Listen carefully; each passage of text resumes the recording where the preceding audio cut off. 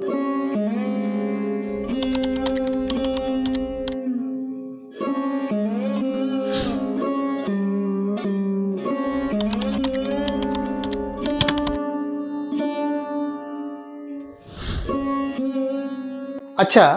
এমনটা যদি হতো দাদু ঠাকুমার বলা রূপকথা গল্পের সেই পরীরানী তোমাকে যদি সোনার কাঠিটা দিয়ে যেত, আর সেই সোনার কাঠিটা তোমার মাথায় ছোঁয়ালেই তুমি যদি খুব সহজে পড়াটা মুখস্থ করতে পারো, আর সেই পড়াটা যদি দীর্ঘ দিন মনে রাখতে পারো, তাহলে খুব মজা হতো, তাই না? আমি সেই সোনার কাঠির সন্ধান দেব, যে সোনার কাঠিটা তোমার মাথায় ছোঁয়ালে তুমি খুব সহজে পড়া মুখস্থ করতে পারবে, দীর্ঘদিন সেই পড়াটা মনে রাখতে পারবে। হায়ার স্টাডিজের ক্ষেত্রে আরো যে পড়াশোনার ক্ষেত্রে যে আমরা সমস্যার সম্মুখীন হই, সেই সমস্যাগুলো দূর করতে পারবে। ভাবছো সেই সোনার কাঠিটা কি, তাই না?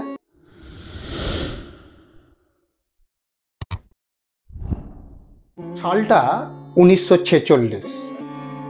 ফ্রান্সিস পি রবিনসন লিখলেন ইফেক্টিভ স্টাডি গ্রন্থটি। এই ইফেক্টিভ স্টাডি গ্রন্থে তিনি দেখালেন আমাদের রিডিংকে অর্থাৎ পড়াকে ইফেক্টিভ করতে গেলে আমাদের যে মেথডটা ফলো করতে হবে সেটা হচ্ছে SQ3R। অর্থাৎ তিনি এই গ্রন্থে এক্সপ্লেন করলেন SQ3R মেথডটি, যেটা পড়াশোনার ক্ষেত্রে খুবই খুবই খুবই ফলপ্রসূ। আমরা পড়াশোনার ক্ষেত্রে অনেক মেথডস বা টেকনিক্স ইউজ করি, এবং সেই টেকনিক্স বা মেথডস গুলো ইউজ করে আমরা সফলতাও পাই, কিন্তু সফলতা পাওয়া মানেই যে সেইগুলো সায়েন্টিফিক সেটা কিন্তু নয়। অনেক টেকনিক্স বা মেথড যেগুলো কিন্তু ইনইফেক্টিভ। তাহলে ইফেক্টিভ মেথড বা ইফেক্টিভ টেকনিক্স কোনগুলো? অর্থাৎ হোয়াট ইজ ইফেক্টিভ রিডিং, বা how to make our reading more effective, সেই কৌশলটা কিন্তু আমাদের জেনে নেওয়া প্রয়োজন।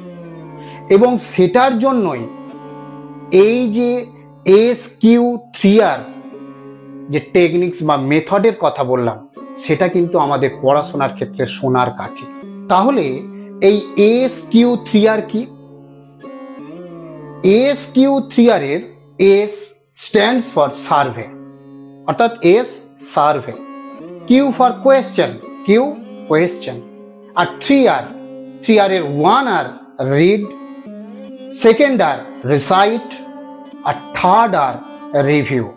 অর্থাৎ সার্ভে, কোয়েশ্চেন, রিড, রিসাইট আর রিভিউ, এই পাঁচটাকে আমরা যদি ফলো করি তাহলে আমরা খুব সহজে পড়া মুখস্থ করতে পারবো, দীর্ঘদিন সেই পড়াটাকে মেমোরাইজ করে রাখতে পারবো, এবং আমাদের পড়াশোনা সংক্রান্ত আরো যে সমস্ত সমস্যার সম্মুখীন হতে হয় সেগুলো কিন্তু আমরা খুব ইজিলি সমাধান করতে পারবো।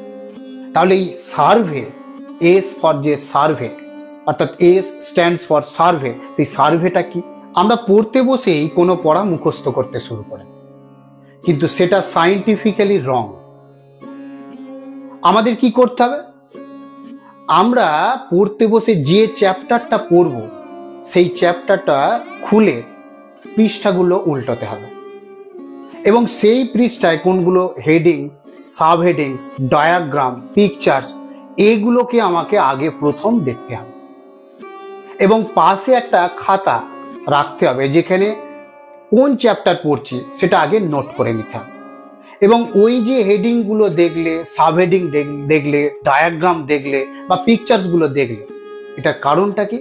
মাইন্ড সেট আপ করা। অর্থাৎ আমি আমার মনকে জানান দিচ্ছি যে আমি এই চ্যাপ্টারটা পড়তে চলেছি, অর্থাৎ মাইন্ডকে প্রিপেয়ার্ড করা, আমি তাকে প্রস্তুত করছি। যেমন ধরো কোনো একটা স্থানে তুমি বেড়াতে গেলে, সেই স্থানটায় বেড়াতে গিয়ে তুমি যদি সেই স্থান নিয়ে না কিছু জানো, তাহলে তুমি দেখা যাবে যে অনেকটা সময় গেল অথচ স্থানটার গুরুত্বপূর্ণ জিনিসগুলোতেই তুমি দেখলে না বা পৌঁছালে না। কিন্তু আগে থেকে ওটাকে যদি আমি জেনে রাখি একটু, তাহলে আমার খুব সহজেই সেই পুরো স্থানটা কভার করে নেব এবং খুব অল্প সময়। ঠিক একইভাবে কোনো পড়াকে পড়তে গেলে, অর্থাৎ চ্যাপ্টারটাকে আগে তার হেডিং, সাবহেডিং এবং ডায়াগ্রাম, পিকচার্সগুলো আমাকে আগে একটু জেনে নিতে হবে। জেনে নিলে তাহলে মাইন্ড সেট আপ হয়ে গেল এবং মন জেনে গেল এই চ্যাপ্টারগুলোর উপরে বা এই বিষয়গুলোর উপরে আমি কিন্তু এটা পড়ব। এটা কি বলা হচ্ছে? সার্ভে। তাহলে পড়ার আগে যে চ্যাপ্টারটা পড়বে সেই চ্যাপ্টারটা খুলে তার হেডিং, সাবহেডিং এগুলো একটু পৃষ্ঠাগুলো উল্টে দেখে নিলে মাইন্ড সেট আপ হয়ে গেল। সেকেন্ড কি? Second question. আমরা পড়ার সময় করি কি? পড়ি তারপর প্রশ্নের উত্তর খুঁজি। সেটাও কিন্তু সায়েন্টিফিক্যালি রং। কি করতে হবে? আগে ওই চ্যাপ্টার থেকে কি কি প্রশ্ন হয়, কি কি প্রশ্ন আসতে পারে বা কি কি প্রশ্ন সাধারণত হয়ে থাকে সেগুলোকে আমাদের জানতে হবে, বা ওই হেডিং, সাবহেডিং গুলো পড়ার পরে মানে দেখে নেওয়ার পরে সেইগুলো থেকে নিজে থেকেই কোয়েশ্চেন তৈরি করতে হবে এবং সেই কোয়েশ্চেনগুলো খাতায় ধীরে ধীরে একটা করে নোট করে নিতে হবে। এর কারণটা কি? এর কারণটা এই কোয়েশ্চেনের মাধ্যমে কিউরিওসিটি জাগানো, অর্থাৎ মনের মধ্যে কৌতূহল না জাগালে তার উত্তর নিরসনের জন্য, উত্তর খোঁজার জন্য আমাদের চেষ্টা আসবে না। মানুষের মধ্যে কৌতূহল এসেছিল বলেই তো সেই কৌতূহল নিরসনের জন্য সে আবিষ্কারের পথে গেছে। সে সেই কৌতূহল নিবৃত্তির জন্য সে বিভিন্ন খোঁজ তল্লাশি করেছে। ঠিক তেমনি ভাবে কোনো পড়ার আগে তোমাকে কোয়েশ্চেনটা করতে হবে, অর্থাৎ কি কি প্রশ্ন আসে, কি কি প্রশ্ন ওই চ্যাপ্টার থেকে হয়। ছোটবেলায় আমরা যখন আনসিন করতাম তখন সেই আনসিন প্যাসেজটা পুরো না পড়ে আগে প্রশ্নগুলো পড়তাম এবং সেই প্রশ্নগুলো ওই আনসিন প্যাসেজে কোথায় আছে সেইগুলো দেখতাম এবং এর মাধ্যমে কি হবে? যখন আমি কোয়েশ্চেনের আনসার গুলো পাবো তখন আমার মনের মধ্যে একটা প্লেজারমেন্টেরও তৈরি হবে, অর্থাৎ আমি মনে মনে একটা প্লেজার পাবো এবং মনের মধ্যে যত আনন্দ তৈরি হবে তত কিন্তু আমার পড়াশোনাটা মনোটোনাস হবে না। তাহলে সেকেন্ড হচ্ছে কোয়েশ্চেন, এবং সেই কোয়েশ্চেনের মাধ্যমে যে আমাদের কিউরিওসিটি তৈরি হয় সেই কিউরিওসিটিটাকে নিবৃত্তির জন্য আমরা পড়বো সেইগুলো। তাহলে আমাদের একটা চ্যাপ্টার পড়ার আগে সেই চ্যাপ্টার থেকে কি কি কোয়েশ্চেন আসে বা কোয়েশ্চেন হতে পারে সেগুলো আমরা অনুশীলনী থেকে বা ওই হেডিং, সাবহেডিং গুলো থেকে দেখে আমি সেইগুলো থেকে প্রশ্ন করে খাতায় নোট ডাউন করব। এইবার আসবো 3R। 3R এর প্রথম কি? রিড। অর্থাৎ সার্ভে এবং কোয়েশ্চেনের পরে এবার পড়াশোনা শুরু করো।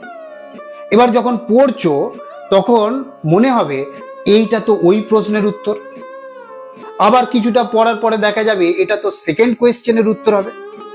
এইভাবে দেখবে তুমি এক একটা প্রশ্নের উত্তর খুঁজে পাচ্ছ এবং সঙ্গে সঙ্গে সেটাকে কি করবে? আন্ডারলাইন করবে অথবা সেটা খাতাতে নোট ডাউন করবে বা পারলে পাশে কমেন্ট করে রাখবে। তাহলে এইভাবে যদি তুমি প্রথম সার্ভে, তারপরে কোয়েশ্চেন এবং তারপরে পড়তে শুরু করো এবং তখন তোমার অলরেডি মাইন্ড নেবে এইটা এই প্রশ্নের উত্তর, ওটা ওই প্রশ্নের উত্তর, এবং যখন তুমি আবার এই উত্তরগুলো খুঁজেও পাবে তখন দেখবে সেইগুলো কিন্তু অলরেডি মেমোরাইজড হচ্ছে, অর্থাৎ মাইন্ডের মধ্যে সেইগুলো কিন্তু গেঁথে যাচ্ছে। তাহলে প্রথম আমরা সার্ভে করব, তারপরে কোয়েশ্চেন করব, তারপরে সেটাকে আমি পড়ব। এইবার আসবো সেকেন্ড R, অর্থাৎ রিসাইট। পড়ার পরে এবার ওটাকে মনে মনে চর্বণ কর, অর্থাৎ রিকল, মনে মনে ওটাকে স্মরণ কর। কতটুকু পড়লে সেটাকে বারবার মনে করার চেষ্টা কর, রিকল করছো, রিসাইট। আর থার্ড R, রিভিউ। এবার আবার তুমি বইটাকে বা চ্যাপ্টারটাকে খোলো এবং কোন কোন প্রশ্নের উত্তরগুলো কিভাবে তোমার মনে পড়েছে আবার সেটাকে তুমি দেখে নাও, কতটুকু মনে পড়লো, কতটুকু মনে পড়লো না। এইভাবে তুমি কি করলে? Read, first read, second recite এবং থার্ড রিভিউ, অর্থাৎ পড়লে। তাহলে প্রথমে আমরা দেখে নেব কি? প্রথম সার্ভে। কোনো চ্যাপ্টার পড়ার আগে তুমি সেটাকে ওভারঅল তার হেডিং, সাবহেডিং, ডায়াগ্রাম, পিকচার্স এগুলো দেখে নেবে। সেকেন্ড কি করলে? কোয়েশ্চেন। সেকেন্ড হচ্ছে কোয়েশ্চেন, প্রশ্ন করলে কি কি প্রশ্ন আসে, প্রশ্ন আসতে পারে, প্রশ্ন হয়, সেগুলো করলে। থার্ড R, 3R এর প্রথম R কি? রিড। এই রিডের ক্ষেত্রে আমি একটা বলে রাখি, অ্যাক্টিভ রিডিং, এইখানে কিন্তু অ্যাক্টিভ রিডিং মেথড ইউজ করবে। এই অ্যাক্টিভ রিডিং কি সেটা আমি নেক্সট ভিডিওতে আমি রাখবো, অ্যাক্টিভ রিডিং কোনগুলো। এই অ্যাক্টিভ রিডিং অর্থাৎ তুমি সেখানে কি করবে, যখনই পড়ছো সঙ্গে সঙ্গে নোট ডাউন করছো, মন্তব্য লিখছো বা সেটাকে আন্ডারলাইন করছো, এইভাবে তুমি অ্যাক্টিভ রিডিং মেথডটাকে ইউজ করবে। সেকেন্ড রিসাইট এবং থার্ড হচ্ছে রিভিউ। রিভিউ এর ক্ষেত্রে নট রিডিং কিন্তু নট ইফেক্টিভ মেথড নয়, ওটা ইনএফেক্টিভ মেথড। কেন রিডিংটা ইনইফেক্টিভ মেথড সেটাও আমি পরবর্তী আর একটা কোনো ভিডিওতে আমি রাখবো। তাহলে এইখানে এই রিভিউ করার সময় তোমাকে কি করতে হবে, অ্যাক্টিভ রিকলিং সেই মেথড ইউজ করতে হবে। অ্যাক্টিভ রিকলিং অর্থাৎ তুমি যেটাকে পড়লে সেটাকে মনে করার চেষ্টা করো, অ্যাক্টিভ রিকলিং, নট রিডিং। এবং এইখানে আর একটা মেথড ফলো করবে, স্পেস রিপিটেশন কি, অর্থাৎ আমি কোনো একটা যখন চ্যাপ্টার পড়লাম, সেটা পড়ার পরে দেখবে আজকে যেটা 100 রয়েছে সেটা কালকে দেখবে 60-তে নেমে পড়েছে, অর্থাৎ সেটাকে আমি 40% ভুলে গেছি। তারপরে আবার ওইভাবে ধীরে ধীরে 1-2 দিনের মধ্যে সেটা আমার স্মৃতি থেকে বিলুপ্ত হয়ে গেল। সেটার ক্ষেত্রে কি করতে হবে, আমাকে স্পেস রিপিটেশন মেথডটা ফলো করতে হবে। অর্থাৎ আজকে যেটা পড়লাম সেটা আবার কালকে আরেকবার রিপিট দিতে হবে, ডে 1।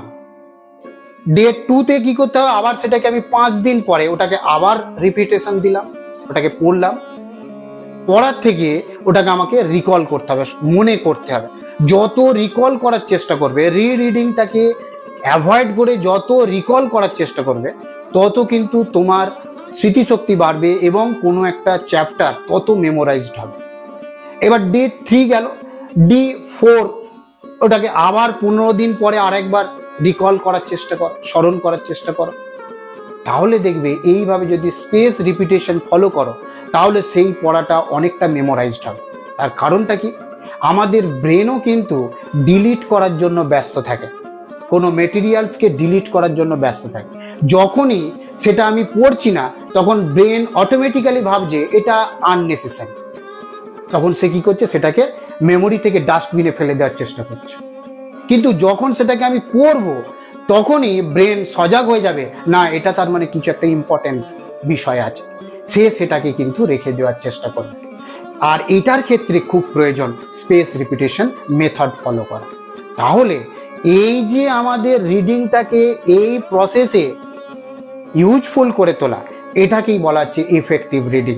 অর্থাৎ সার্ভে, কোয়েশ্চেন এবং ক্লিয়ার, রিড, রিসাইট এবং রিভিউ, এই মেথডটাকে ফলো করে আমরা যখন অতি সহজে কোনো পড়াকে মুখস্থ করতে পারি এবং সেটাকে দীর্ঘদিন মনের মধ্যে ধারণ করতে পারি, ধরে রাখতে পারি, সেটাকে আমরা বলছি ইফেক্টিভ রিডিং।